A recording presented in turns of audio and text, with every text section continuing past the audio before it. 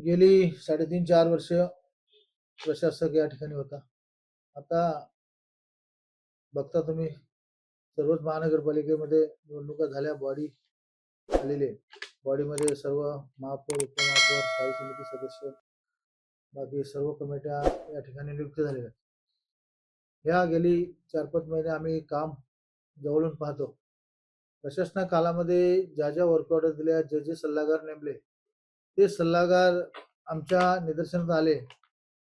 एकदम त्यांचा काम खालच्या दर्जाचा बघायला मिळाला.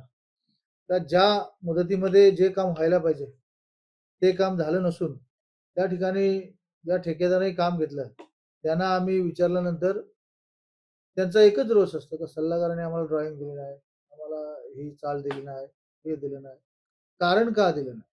त्या अनुषंगाने आम्ही प्रशासनाला पत्र दिलंय का कोण सल्लागारांनी का कारणास्तव हा डिले झालाय. उदाहरणार्थ महापौर बंगला तुम्ही बघता किती वर्ष चालू आहे, असे बरेचसे प्रकल्प आहेत.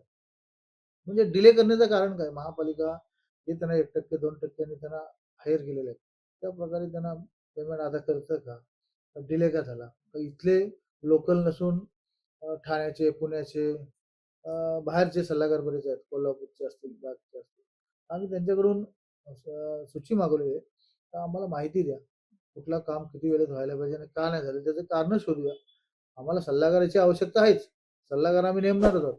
पण आम्हाला जोपर्यंत आम्ही पब्लिकच्या पुढे आता आम्ही फेस करणार, आता प्रशासन नाही आहे ना. त्यावेळेला प्रशासन होता, पब्लिक पण येत नव्हतं, पण आता पब्लिक आमच्याशी संपर्क साधते. त्या अनुषंगाने आम्ही शहानिशा करू आणि पुढच्या मीटिंगमध्ये तो विषय घेऊ.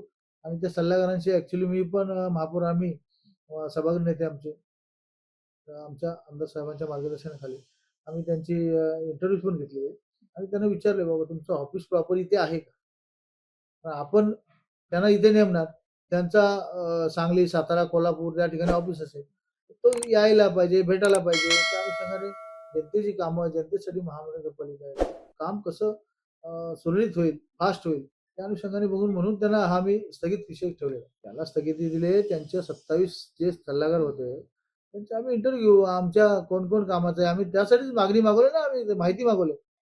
कोणी काम करतो, कोणी आळसपणी केलाय, कोणी माणसं दिली नाही. त्या अनुषंगाने आम्ही शहानिशा करून कुठले घ्यायचे कुठले नाही घ्यायचे ते प्रशासन आम्ही कॉर्डिनेशन करू ना.